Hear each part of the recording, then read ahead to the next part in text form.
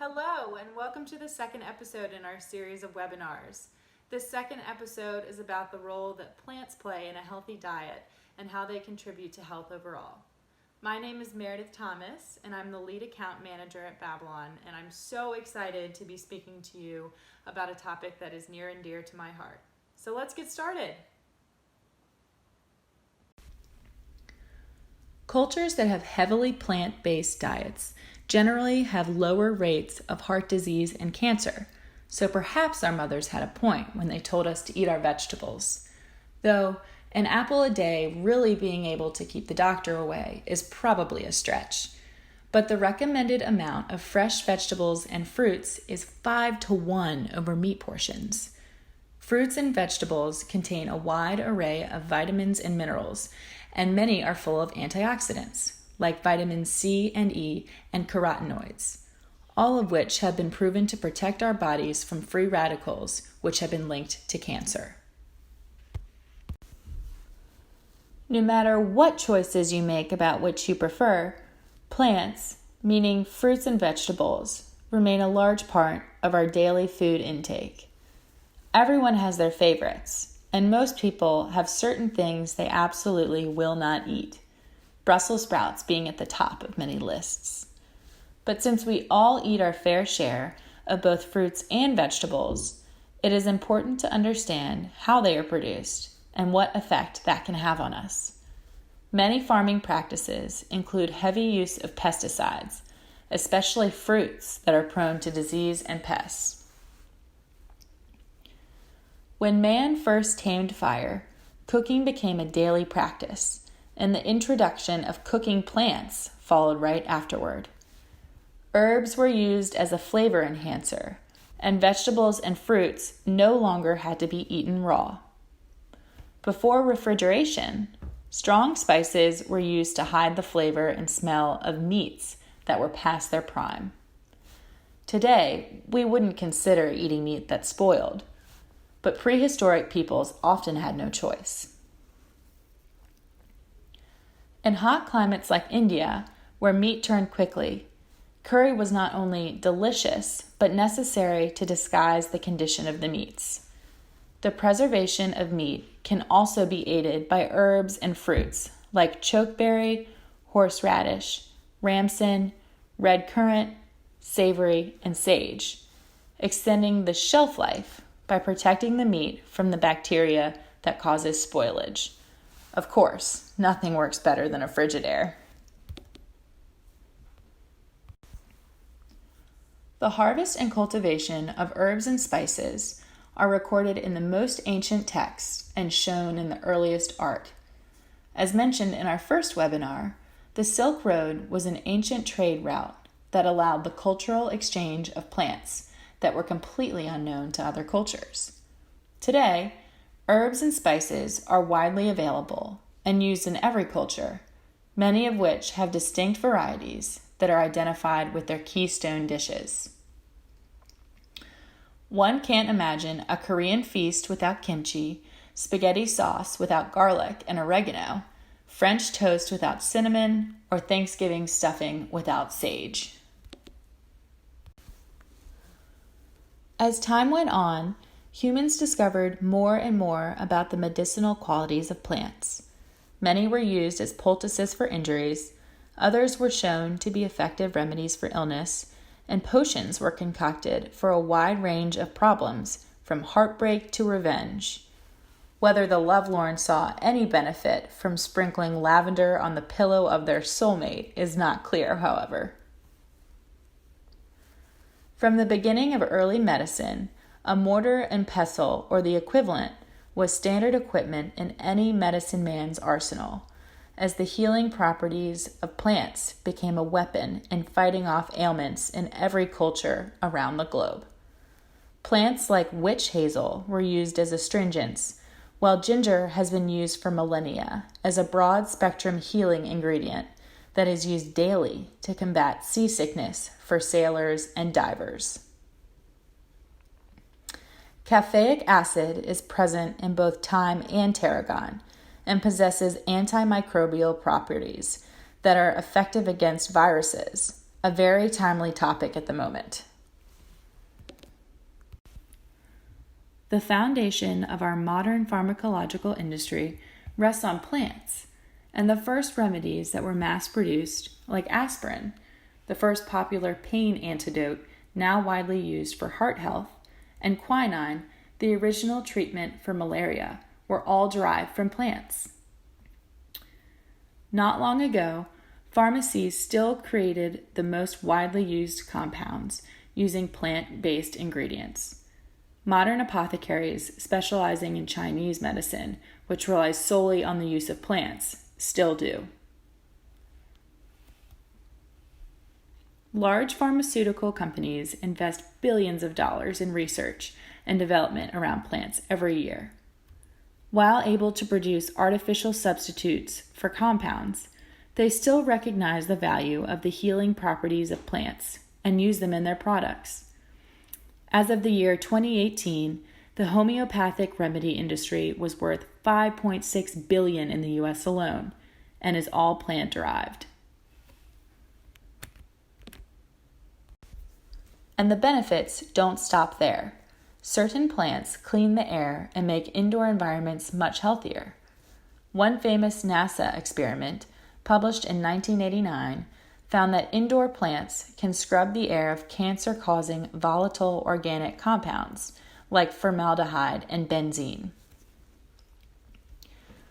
Others stimulate our senses and our immune systems, the coffee bean being the most widely used example, followed closely by tea leaves, which, if you recall any folklore from your childhood, can also be read to tell your fortune.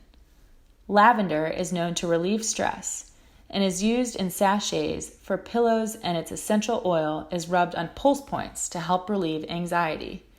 Rhus tox is a compound used to increase immunity to poison ivy, which is a handy tool for people that are prone to severe reactions. There still remains so much to be discovered. Around 25% of Western drugs are derived from plants in the rainforest, which is a particularly impressive statistic when you consider we've only studied about 5% of plant species in the Amazon for their potential pharmaceutical applications. The long history of human experimentation with food has been largely guided by taste. Humans have evolved mental and sensory tools to help us choose which foods to eat. For example, food bitterness is a factor that has guided humans in choosing foods for thousands of years. We are predisposed to avoid bitter-tasting plants because that is how most poisonous plants taste. The bitterness is a warning of sorts that the plant may be toxic to humans. However, our sense of taste alone isn't a sufficient guide for indicating what plants we should and should not consume. For example, the bark of the willow tree, which is extremely bitter tasting, contains salicylic acid, aspirin's active ingredient, which we mentioned earlier as a staple of modern medicine. So, as the willow bark exemplifies, humans have also found ways to beat plant defenses or bitter toxins. Humans are also programmed to like sweet foods, since sweetness usually indicates carbohydrates in nature. This is a useful adaptation since our bodies, particularly our brains, require an immense amount of glucose for energy, and sources of sugar were rare in nature for our hunter-gatherer ancestors. So, you come by your sweet tooth naturally. It's in your DNA. From a health standpoint, you could see how this predisposition towards sweet foods could get a 21st century American into trouble, since around 60% of our foods contain added sugar. If you do have a sweet tooth, there are quite a few options that are sweet, taste delicious, and are good for you, berries being at the top of the list. Many plants have been endowed with superpowers over the last decade and are referred to as superfoods, berries being the most commonly touted, namely blueberries, raspberries, and acai, all rich in antioxidants, specifically anthocyanins. with many benefits that have been proven to address everything from helping to prevent breast cancer to helping with cognitive function as we age. The 3-martini lunch has been replaced by a quick run to the local juice bar to pack in all the benefits of berries. More good news is that protein derived from plants is making it easier to get all the protein you need in your diet. Pea and soy-based protein powders are a delicious addition to smoothies and are some of the latest in food trends that have gone global. Plant-based powders can even be mixed with your morning coffee. Greens are another superfood, which also often make an appearance in smoothies. There are so many ways to eat greens that at least one will surely appeal to even the most particular eater. Most people eat them in salads. Long gone are the days of iceberg lettuce and tomato wedges being your only option. Dark green is the sign of a nutrient-dense produce. The darker, the better. Popeye was onto something with this spinach. Kale has also been rising in popularity and is used in everything from Caesar salads to snacks like crispy kale chips, which are far better for you than potato chips and quite tasty. The main way humans have adapted plants for their own purposes is through cooking. Check out this video in which renowned author, journalist, and professor Michael Pollan describes his view that while the medicinal qualities of foods are important, food is about more than just that. I'm a little troubled by the phrase food is medicine. Food is medicine, but it's a lot of other things too.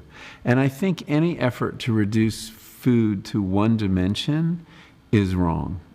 Food is fuel. Yes, we need these calories to stay alive and have energy. Can food heal? Yes, food can heal, but food is also about pleasure. Food is about sociality. We are the species that eats meals, not just food. And meals are healing in their own way. They're healing of relationships. There's the social interaction that comes from a shared meal is very, very powerful. Food is spiritual too. Food is a way of connecting to nature and to other people. I'm really wary of any reductiveness in food. I would say food is medicine is one dimension of food, but it doesn't capture the whole, beautiful complexity of this stuff called food. Cooking and sharing food together is fundamental to being human. While it developed early on as a way to beat the defensive toxins in plants and expand the list of foods safe for consumption, the act of sharing food is community building. Cooking has always been a communal activity, and that began when we were all still living in small tribes. The most common use of herbs and spices is in our everyday kitchen adventures, where a good spice rack is an invaluable asset. Most of us have family recipes that have been passed down from generation to generation, and I would venture that all of them contain at least one herb or spice. Traditions surrounding food are present in every culture and have played a significant role in human history. The original land grabs that led to tribal warfare were centered around the abundance of food that a particular piece of land was able to supply. Many of the stories cultures tell about their histories are intertwined with what was eaten, many of them becoming apocryphal with the retelling down through generations. One example being our own Thanksgiving, when Native Americans shared their bounty with the Pilgrims who had yet to learn the edible plants on the new continent on which they had landed. To this day, sweet potatoes are a traditional offering at most Thanksgiving dinners. Many religions also emphasize food as part of their celebrations. For example, during Ramadan, fasting is observed, and you may only eat before sunrise and after sundown. Catholics cannot eat meat on Fridays during Lent and are encouraged to partake fish instead. At Babylon, we care about food, and we work on bringing healthy food to your table every day. The bonus is it's delicious and fun to grow. Our microfarms are designed to foster engagement and education, which leads to increased camaraderie and a sense of community. The farms engender a feeling of returning to the old way of growing one's own food for some, which has great emotional impact. There is great value and sense of purpose attached to taking part in the growing process. Studies have proven that gardening lowers stress levels, reduces feelings of depression, anxiety, and stress, and can even help boost cognitive function. The produce grown in our farms differs from much of the produce in supermarkets or from distributors. It's as local as it gets, harvested a few feet away. That means it's ultra fresh, contains more nutrients than produce that is shipped from far away, and it has not lost any flavor from being overheated or refrigerated for long periods of time. Since transparency in the food supply chain is increasingly important in these days of frequent recalls, we are proud to create a much more secure supply chain and help contribute to the safety of your food.